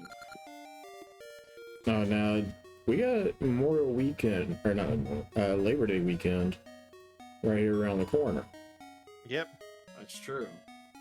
And considering this event goes until the end of September. No, the cooking one ends September 1st, and then a birthday one for Elfie is starting then. Oh, yeah, that's right. I had that backwards. Sorry, you won't be able to do your grilling for it. Here's the thing. Not really a griller. The dish is meant to represent either your faction or your side as a whole. And obviously that comes down to, like, interpretation, right? But, like, you know, someone can't make, like, so, for example, what Kuro's doing literally has devil in the title of the dish. I'm not going to say what it is. But, like, I want a devil's food cake, damn it. Okay, well, Shrix will say what it is. Oh, it's not it. So I was saying, like... So with me being a divine, I can't make deviled eggs. You can make angel food cake. You can, yeah, you just can't make anything that's, you know, immorally deviant or could be swayed as deviant. It has to be like a reflection of divinity or your faction, which is Dela, deer, so on. No venison. Don't eat your mascot. So...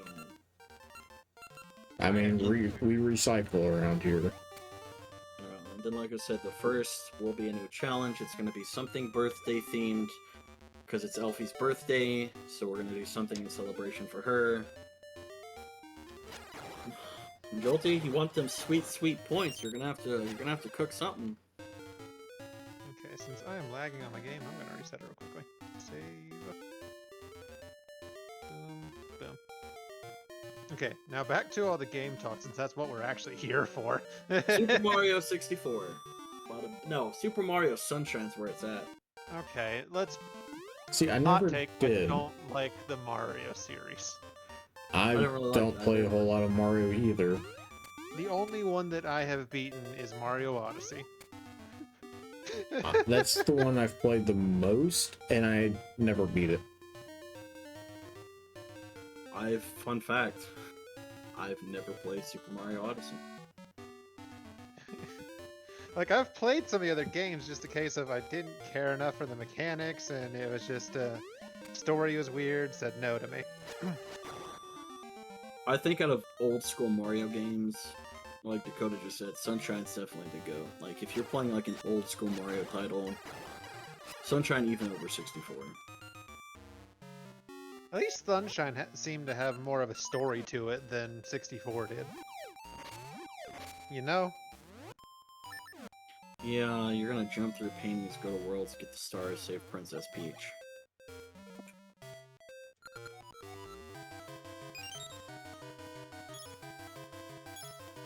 So, you know. That's another one as well for the 64, the Star Fox games. Yep, I just recently watched a playthrough of Star Fox 64. The one thing about those that I really didn't like was that if you did lose, you had to start the entire thing back over. Mm-hmm. I mean, luckily the game's not incredibly long. True, but at the same time, most N64 games were like that. Yeah. And then Ocarina of Time comes out and it's just like, yeah, fuck your 30-minute game. Yeah. Do a barrel roll. I can't do the accent. Maybe Shrix or Cody can. Do a barrel roll. That got the official Duality check thumbs up for me.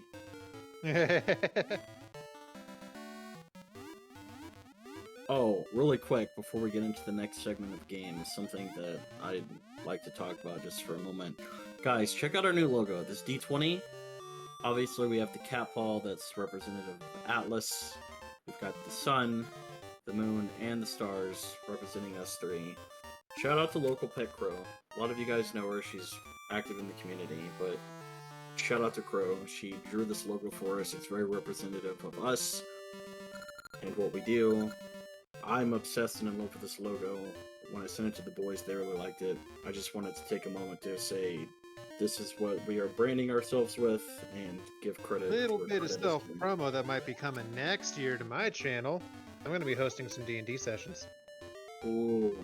See, get on that, chat. One of the rewards, I've talked to the boys about this, one of the rewards for the Duality Cup may just be a custom set of die featuring this design. Also, let's be honest, is there anything more iconic or nostalgic than D&D? Seriously, it's just so fun to get in and just roleplay, and even the video games they've made of D&D are just fun, including, I haven't played it yet, but I want to, Baldur's Gate. Baldur's Gate's great, Divinity is great, I've been playing through Solasta. My god, that game is chef's I kiss. had an MMO one that I played a good 5-6 years ago, Neverwinter. Oh yeah, if you didn't play Neverwinter, what are you doing? I think the servers are still active for that. Yeah, they are.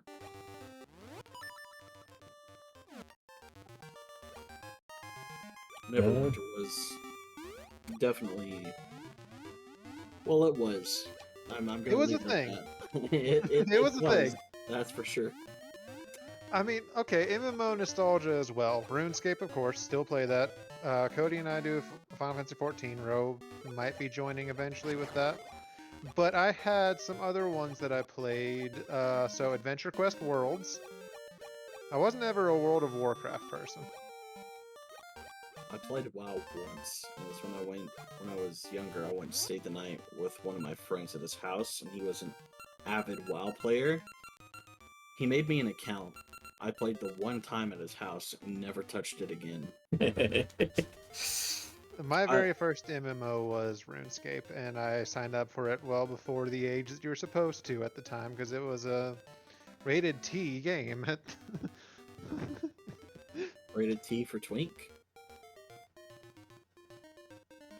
But it was one of my friends that I had from middle school. They made my account for me with We had similar names because we were going to be playing together. Don't talk to him at all anymore. Don't remember the logins for that account, so I've got my own now, but... yeah, that was my very first MMO was RuneScape. And I still get on it every now and then. Yeah, I played RuneScape quite a bit when I was younger. I'd like to ideally revisit it at some point, but there's so many things in my docket now. It's like, do I really have time to invest in an MMO? And like you said, there's my time in Final Fantasy. I was gonna say, if I was to invest in one, it'd be the one you and Cody actively play and have asked me to get. So, and even I'm very iffy about 14 because, like, while I love Final Fantasy and I love MMOs, I don't know. I've watched so much gameplay of 14, and it's like, yeah, it's your typical MMO, but I just can't see myself grinding it out like the way you do Shrix. I've seen Shrix the Lying playing Final Fantasy 14 for 12 hours. I'm like, okay, well. Admittedly, some of it he was probably asleep. A case of that game is just open in the background almost constantly. I might be napping, but it's still open. Yeah, until it kicks him. For idle. Recently, it's not been kicking, I've noticed. Yeah. Like, I've been AFK for 3 hours and hasn't kicked me before. Didn't you guys just buy a house together in 14? Yes. Yeah. Specifically for the company, not for us individually. When we get you into it, and if you actually do end up paying later on, we'll have you be joining us on the FC. Yeah. You guys need an interior designer? Well, there is a design aspect to the housing. I'll be the farmer, so... It'll just be a matter of funding. Great. You guys go out and do all the work that, you know, sweaty men do, and I'll stay inside and design it. Mm-hmm. I like how Cody, like, nonchalantly smirks with a mm-hmm. He's gonna be the homemaker. And I'm just gonna be the money maker. Cody. Let me be the housewife, okay? It's the only thing I'm good at. You will be good at the house, at the game. The game's pretty straightforward anyways. Oh yeah. And it's definitely well worth it for anybody on the fence about it. I wish I picked it up back when it was actually first started. Because it was apparently so different. Oh yeah. That's the thing. When it came out, I got it on PS4 and played it, and it immediately locked me behind the, okay, well, you have to pay to play. And I'm like, nope. That's because the free trial was so much shorter back then. Yeah. Yep. I couldn't even get it to work when I first downloaded it, and this was like when I was like 18. 18, 19, around there. It kind of swayed my, opinion on the game of it. I mean, I get it. Most MMOs require, you know, some kind of online subscription because it's how they keep servers and stuff up too. My biggest gripe, as I've said before, I do not want to pay for the game and then pay for a subscription and then pay for the DLC. Like, luckily the game is free to download. It's just a subscription after. Yeah. Like, you have a one-time purchase of the expansions, then it's the online service you're paying for. And every expansion after that. But thankfully, like right now, since it has 4 expansions? Original Realm Reborn, Heaven's Word, Stormblood. Is there one in between Stormblood and Endwalker? No. So we're at 3. Well, when you Realm buy Reborn is the one, base game, so we're not. Yeah, we don't. That as an expansion. But when you buy one, you get Heaven's Word, Stormblood, and Endwalker all for the same price, instead of buying them individually when they first come out. Yeah, like if you buy the newest one, not buying one at a time. Yeah. Let's see. Yeah. Has 14 always been free? I swear there was a period in time in which you had to pay for the game. That I couldn't answer. Nah, I couldn't either. Because I remember that's why I lost interest in it. Because I paid for the, and of course I could be misremembering, but I swear I remember paying for the game and then having to do the subscription too, which is why I was like, I just paid like $40 for this. I'm not paying an extra $20 to play it. I could be I think misremembering. once they revamped it, it became a free thing if that was the case. Yeah. Because it was dying for a time. Then COVID started, and then, woo! Like COVID basically saved Final Fantasy 14. I mean, it was already successful in its own right anyway. Yeah, but it was close to shutting down servers, and then COVID started, and everyone started playing it again. Anyone in chat or the comments who has not played 14 and wants to get the free trial, make sure you go through the website. Cody and Shrix are very adamant about that. Yes. Yes. I lost a profile because of going through Steam, because it only has a 30-day window for that free trial. It's not so much that on my end as it is, for whatever reason, launching the game through Steam, it opens up the sign-in window in the launcher. Well, upon signing in and clicking play, it freezes. And it's specifically because of Steam. So what you have to do is sign into the launcher, but before you click play, you have to force close Steam and then click play. Funny, my Minecraft does the same thing. Speaking of Minecraft for nostalgia stuff. Oh lord. You know what? I want to do something real quick that chat will probably like. So Probably not. let me spend these 1,000 points on Cody's channel real quick, and we're back. Of course you Can did. we just go Irish mode? I do believe that's his favorite thing he gets to do for me. It is his favorite at this point. Yep, I'm a fan of the accent. Now, I want to know in depth, Cody, what your favorite things about Minecraft are. Don't drop Have the you accent. played Minecraft? Is the question. Let's play Minecraft. I've played Minecraft, probably only a few hundred hours to it, but I played it. Spent most of the time on the PS4 version of it. Than anything else. Who the fuck's this damn portal? But yeah, for the longest time, Rachel and I had a playthrough going on it on PS4. It just died out for us. Never beaten a full run of Minecraft. I've seen speedruns, and some of them are rather interesting. Like, the farthest I tend to get on my own is a nether portal. I've never played Minecraft to beat the story or the campaign. I have beaten it, but I always play it as just like a survival thing. And I'm like, yeah, I mean, eventually I want to get all the good stuff, but like, I really just want to like build a place and then just survive. Yeah. Minecraft goes in phases for me. I get points where I really want to play it, so I re-download it, and then, like, a month or two later, I'm like, okay, I'm bored. Nah. It is definitely one of the things that's better with friends. Yes. It's just a matter Playing of solo is linking just up. meh. And now with two different versions, you got to make sure that you have the right version to be able to play together. Yeah. I paid for the realm, and the only person who plays on the realm is Shrix, and I don't even think Shrix has been on it in a while. Last I got on was last week. Yeah, I got on with Gyro the other day, and he spawned next to your little village, whatever you're making. Mm-hmm. And I was like, oh, Shrix has been on. This is new.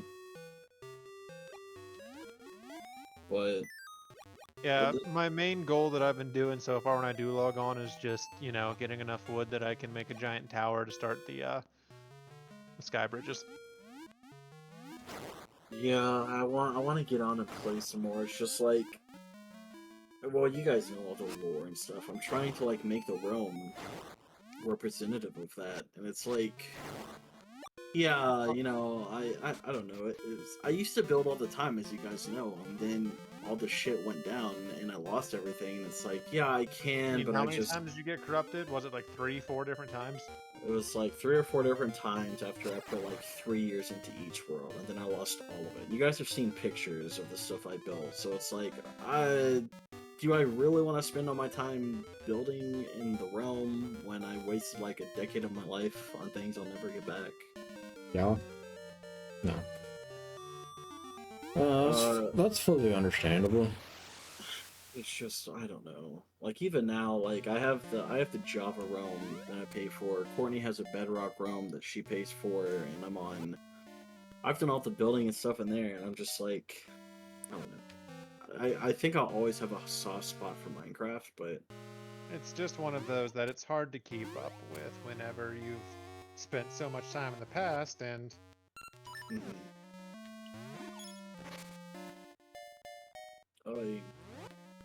Oh, because we're talking nostalgia, can I share with you two a story from my childhood? I was maybe 15 or so, and I had just gotten money for my birthday, and there was a local like game shop a few blocks down the road from me. I'd walk there all the time. I knew the people by like heart.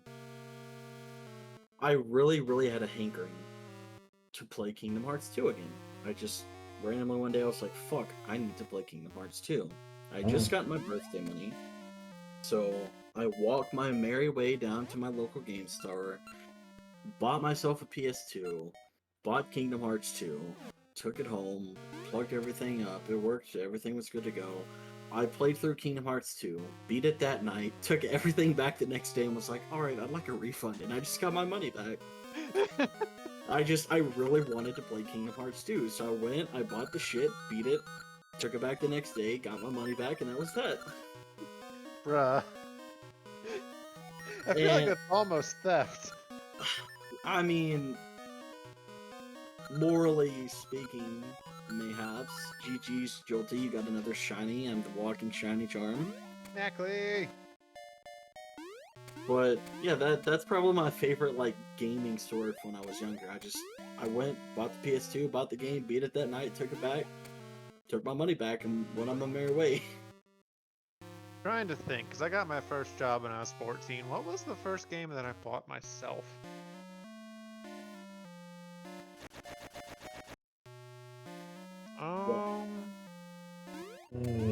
Honestly, I think it was a Fire Emblem game.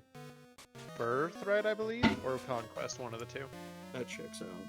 I want to say the first game I bought myself was Oblivion. Oh my god, nostalgic. Which apparently a remake is in the works. Really? I hope so. Holy shit. Fun fact, back whenever we did our first of the cooking streams, we were going to do a stream the next day of... ESO, right? No, it was going to be Oblivion. But the way that it pulled up on my computer, I could not click out of it to start the stream. Trying to replay it on the computer nowadays is a pain in the fucking ass. Just like Morrowind. It's just, it doesn't work too well. My favorite thing about the Elder Scrolls series, and obviously... Other than the multiple years of Skyrim releases. Well, I was gonna say, like, Skyrim being at the top of this list because it's, you know, just newer and it has more stuff to do, but there have been times in the past where, like, I would re-download Skyrim on my PC. In fact, when Kuro and I first got together within the first year of our relationship, I reinstalled Skyrim on my PC. Mm-hmm. I lost track of time. Like, I just sat in my room and literally, like, 18 hours passed, and I'm looking at my time like, wait, what? That's my favorite thing to do with the Elder Scrolls series. Just get so immersed that I don't even realize time's passed. I've had that with a couple of games where I just play into the night forgetting what time it is. One of those was on a night that I had to work early in the morning, so that was fun.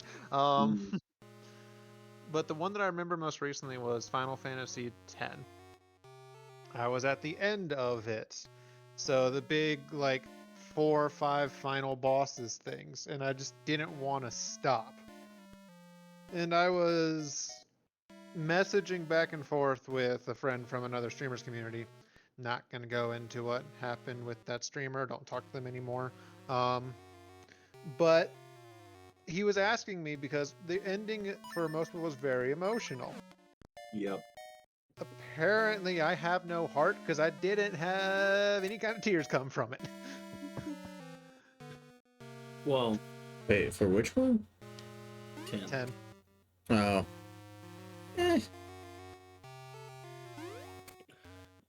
My first time playing through 10 and seeing the ending, I didn't shed a tear. I had some emotions.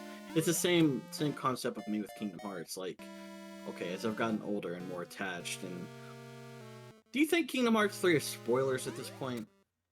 I feel like no. When it right? released, like what? 12, 2019. 19? 2019 is when Kingdom Hearts 3 came out. Yeah. I didn't realize it was still that recent. Yeah, but it's been out for quite a while, and I feel like everyone knows the story. Up until recently, I avoided most of the stuff because I didn't want spoilers. I'll filter this as best as I can then. There is a certain character at the end of 3 who disappears. I have never wept so hard at a video game. Fully knowing that character was alive and well. It's been confirmed. Even before the game came out, it was confirmed. I still wept. Okay. That is the only time I've had that sort of visceral emotional reaction to a game. I was emotional with 10, but it was nowhere near as the end Speaking of of emotional, then.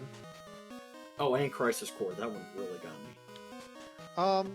The most that I have ever cried at a game was Mystery Dungeons. Every single one of them, even though I knew what the ending was going to be after I played the first one, it was still emotional to me.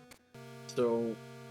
And it was even worse when we got to Gates to Infinity because, and that game's much older, I don't care about spoiler stuff on it. In most of the Mystery Dungeon games, your character comes right back at the end because your character goes back to the human world. Yep. In Gates to Infinity, it does not happen automatically. You actually play as your partner Pokemon for a little bit to bring your own character back. And that hits so much harder. It's like, wait, what? I did a thing last year playing the XD remake for Switch. Yeah. So growing up, obviously there's games I've been emotional at and cried to. When I talked about like the visceral reaction to 3, that was like the hardest and most emotional. But like 15, that one really got me too. Mystery Dungeon is another one. I'd always shed a tear. The thing that really got me the most is last year when my family was in a really, really tough situation and spot. I got XD to play through with my daughter, and I named the characters after my daughter and I. In the end, where your character says goodbye, like my character I named after me, and then my partner was named after my daughter. Oh no. I said goodbye to my daughter, and the tears they just fell, man. I was bawling my eyes out. I picked her up and hugged her. And obviously, you come right back. But like seeing that where like it's our names and like our favorites and like saying goodbye, like that really fucking like. And just imagine if you acted on it in real life, just telling your daughter goodbye because that was going on in the game. That would have been so much worse. Yeah, that. In terms of like things to do with like family ties and emotions, that was something. I'm never doing that again. Not if I know what's coming, because even knowing that like I came right back, just the sequence of like you going up and like like I said, my partner being named for her, she's crying, begging me not to go, and then I'm sitting there like going away. I could not. It just it tore through me. I feel like the worst one with that one would have been with Explorers. Because the whole entire trek of you disappear where they're by themselves. At least in the original, they have the other exploration teams around them to console them some. No, your partner walks the entire fucking way back to their guild without you. Ooh, Jesus. Yeah. And then has to explain what happened to your guild members. Shit, man, I'm getting emotional again thinking about it. And like you guys know, I absolutely like despise Pikachu, but she wanted Pikachu, and so Pikachu's just sitting here crying for me, and I'm just like, no, I can't do this, man. I Never cannot deal again. with this right now. Oh, so yeah, never again. If I know the ending of a game is going to make me emotional, will I ever name the characters after my daughter and I? Never again. But in all fairness, like I said, I got the game to experience it with her. We got it for her birthday because she really wanted to play it. So we sat and did it together. Obviously, I controlled everything, but she sat with me. And once we beat it, I was like, "Yay, we beat it!" And then I was like, "Wait, we beat it." Now what do we do? Yeah. So, yeah, I don't know. 10 definitely got some emotion. I didn't shed a tear, but I felt some things. So I don't think you're necessarily heartless for not shedding a tear. I feel like, and this is my own personal bias because of it being my first playthrough on stream, 13 had me more emotional at the ending of it. 13 had me. I was. There were parts throughout the story that I was emotional. The ending itself, like, it sucked, right? But at the same time, it's like, For me, it was the reunion with some of the characters that just made the ending for me. That's how it was with 3 for me, Kingdom Hearts. I kind of expect that though. Like the ending for 13 out of a was very, Final like, Fantasy game or anything from Square Enix, you should expect some type of emotion at this point. Exactly. So when 13 came around, I'm like, yeah, this wouldn't be the ending if this didn't happen. It's not the end yet. Like something sad always happens in a Square Enix title. Yes. So I suppose that like while 15 like really broke my heart. Still need to get that ending myself. Do you know what happens at the end of 15? Nope, I do not know.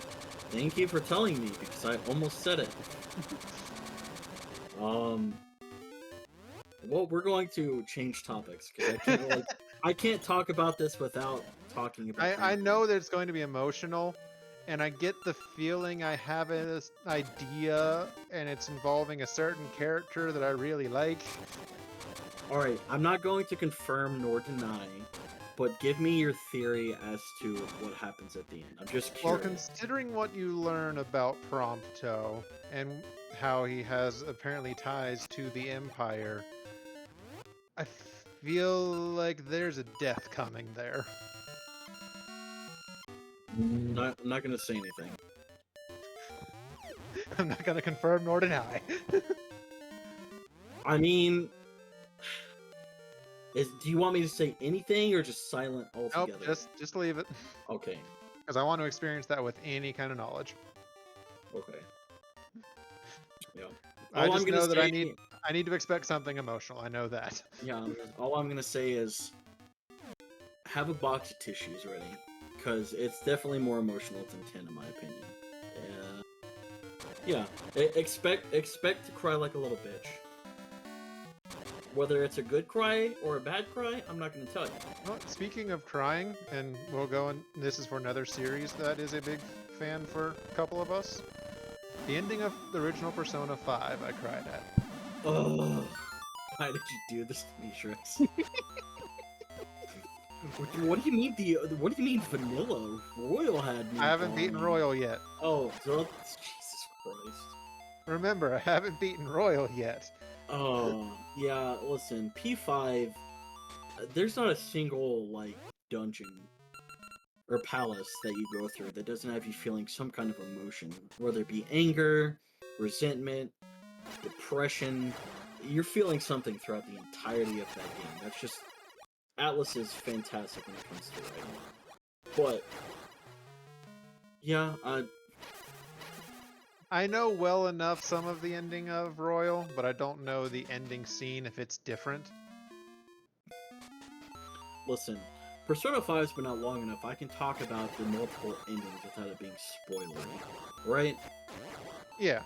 Okay, so I didn't realize that to get the true ending, you had to get the quote-unquote bad ending. Because playing through it the first time, all of my friends were obsessed with P5. And they knew about it. And so, I get the ending, I ended up answering wrong in the interrogation, and, you know, Akechi just comes in, blows Joker's brains out. And I'm like, oh. So I go back and redo it, right? I answer correctly, I get the true ending, but he still comes in and blows out Joker's brains, and I'm like, what the fuck did I do wrong? How do I prevent Joker from getting killed? Then you realize that something else has happened. Yep, because it's either Joker gets killed, or Joker gets killed, endgame, Joker gets quote-unquote killed, and you continue on to a whole nother palace. Exactly. So that definitely tripped me up the first time, because I'm like, he's still dead, what do I do? It was one of those cases where I was in the interrogation room my very first run and was like, I don't want to fuck this up. Let me look this up and see what happens. Yeah, I wanted to attempt to, like, I just wanted to just, like, see what I could get, but like I said, all of my friends at the time were obsessed, so when I realized it wasn't the ending that I wanted, they're like, oh no, this is what you answer. So I did it, but, because they had asked me, they're like, are you ready for me to tell you how to get the true ending? And I'm like, no, I'll do it myself.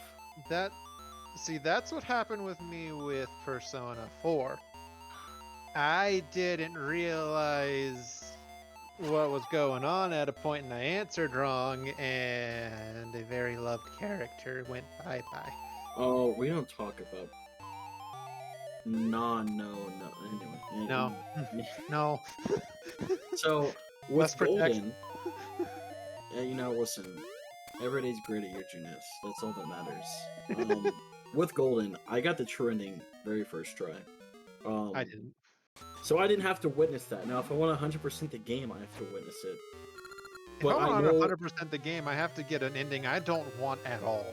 Yeah, but I know what happens in the other endings. I've never, like, done them myself in game, but I've seen them, and I'm like, yeah, I don't want to sit and go through this. How could you do that to let's be honest, that's the best character in the game. I will die on that hill. Best character. I mean, in technicality, this game is super old, we can talk about it. But I don't want to, because I don't want to relive that. You know what? I'll go ahead and rip the band-aid off. The bad ending in Persona 4 Golden, if you don't get the true ending, Nanako, sweet, precious little baby Nanako. Your little sister in the game. The one, the you know, the 5-year-old who sings Every Day's Gritty or Junes. You know, she's got the pigtails, pink dress, she's got chat, half of you have seen her play. You know Nanako. If you don't get the true ending, Nanako dies, okay? If you get the neutral ending, she stays in a coma. Yep, she's either in a coma, she dies, or she comes back and she's just really sick, but she recovers. Well, one of the endings, which is, I guess, a sort of good ending, is Nanako does survive, but you do not get to see her the rest of the game. It just kind of progresses. Like, she's still in the hospital, but she's alive. Yep. So, you know, Atlas really decided that they were just gonna... they were gonna, like, full send it when they did P4G. They were like, oh, you guys are really attached to this cute, innocent character who's the best written character in the game at 5 years old? Well, guess what? If you don't answer correctly, she's gone, and it's all your fault. And the whole thing is, the very first part of this is, she gets abducted and thrown into a dungeon, and during the entire thing of the dungeon, you're in basically her version of heaven because it reflects the mentality of the person or what their biggest desires are. Yep. And she's so innocent, all she wants to do is see her mother who died in a car crash. So her entire thing is you progressing through heaven and you hear her voice and sometimes the voice of the person that abducted her going back and forth. And most of hers is her talking about she's missing her mother, and it's like, oh my god. Yep, she's just crying for mommy. A few times she also calls out for big brother and daddy, and it's just like, why are you doing this to me right now? I hate you. Why would you put me through these emotions? Persona 4 Golden, if you haven't played it... Hi, Jade. Howdy. Just make sure you look up how to get the proper ending. You don't want to go through the pain that is Nanako's death. You don't.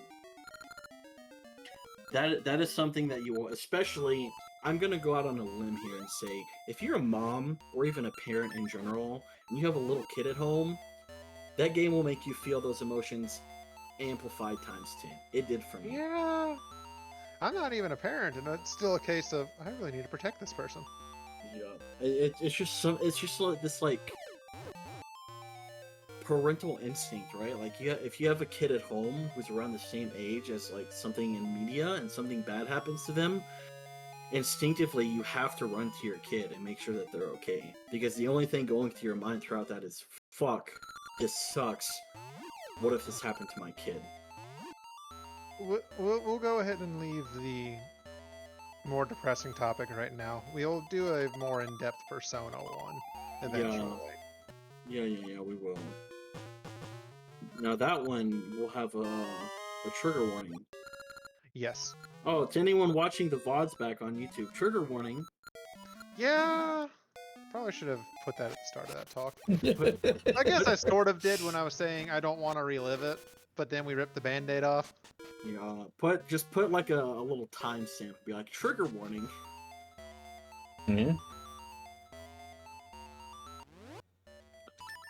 What are you gonna do? Listen, some of the best writing is the most emotional writing. You're not wrong. If you're not eliciting an emotional response out of someone, the writing's not that good. Writing and stuff, it's meant to make you feel things. Okay, you know what? Speaking of that stuff, and this is going back to Twilight Princess and why it's one of my favorites. Twilight Princess had some scenes in there that made me feel extremely uncomfortable with how dark they got. Yeah. Like, it wasn't a bad uncomfortable, it was a thing of, oh, okay, this is lore. Whenever, I don't know, like, I never had an emotional reaction to. There were times in Twilight Princess where I'm like, "Aw," or "Damn." My very first time playing Twilight Princess, I was at 14. So yeah, some of the scenes in there, especially for someone that was more sheltered at that point, because my parents were the type that I couldn't watch certain things. One of those being Pokemon. And I'll give you the really weird reason for that in a little bit. But they were also the type that video games were we stick to the age rating for them. So I hadn't had anything really to give me a big shock. And some of the stuff of Twilight Princess has a creepy factor to it. And that really got to me. It's almost like Wish.com creepypasta. Oh, we're not even going to talk about Legend of Zelda creepypasta. Fuck that shit. Yeah. I'm pretty sure you know exactly which one I am talking about. There's a few, so... Yeah, there's... Ben Drowned. Yeah. Yeah. Most famous. My friend showed me that right after I beat my first run of Majora's Mask. Yeah. That was not fun! Yeah. That's a good friend. Are you sure that you're a friend? I really don't talk to them anymore, but at the time they were my best friend because we had so many similar things that we enjoyed. Understandably so. It was a case of right after we finished watching that it was, she could tell that I was extremely uncomfortable, so I was like, okay, we're just gonna turn on something really, like, baby sensory stuff and just get rid of this. You know, for Wind Waker being such a cartoony game, the end of it was so, like, brutal. The end of it was very emotional. Like, as well. You know, the final fight between Tink and Ganon. I don't know if many people recall what happened, but Tink full on does like the downward spike with the Master Tink? Blade. Yeah, Toon Link. Oh, okay. I thought you were talking about Tinkle. I was like, what? No. Admittedly, that's what I thought too. I just wasn't saying anything. I know, Toon Link. He full on just like... Full on stabs his sword into somebody's head. Yeah, like just fucking right into Ganon's skull, and I'm like, that... And for some reason it doesn't, you know, he's not dead, he turns to stone. Yeah. Ooh, rock growth. I guess that's kind of their sensory there, but it's still a case of like, huh? And I mean, don't get me wrong. That is one of my favorite boss fights of a Zelda game, is that final one there. Oh yeah, and I mean, the narrative wasn't like childish in any way. I mean, the theme and like graphically it was very cartoony, but the narrative itself wasn't. So like in terms of like graphics to like actual narrative, I feel like especially seeing this cartoon Link just fucking like ram his sword into Ganon, it's like, okay, well what's going on here? Okay. Zelda topic here. Creepiest enemy. It can be boss or regular. That's a good question. A lot of the Re-Dead stuff was really creepy to me. Yeah, especially Wind Waker with the blue ones. Oh god. Okay, when you say creepy, do you mean like creepy or scary? Like ones that'll send, basically both, but they'll send a shiver down your spine if they do like their main action to you. Because in terms of like uncomfortability, I've never been able to pronounce his name. The fucking dude from Skyward Sword. Girahim? Yeah, Girahim. I've always struggled to pronounce his name. He made me uncomfortable. So much gay energy, but it's like evil gay energy. Yeah. He's Danny if Gabe broke up with him, basically. Like, I enjoy him as a character.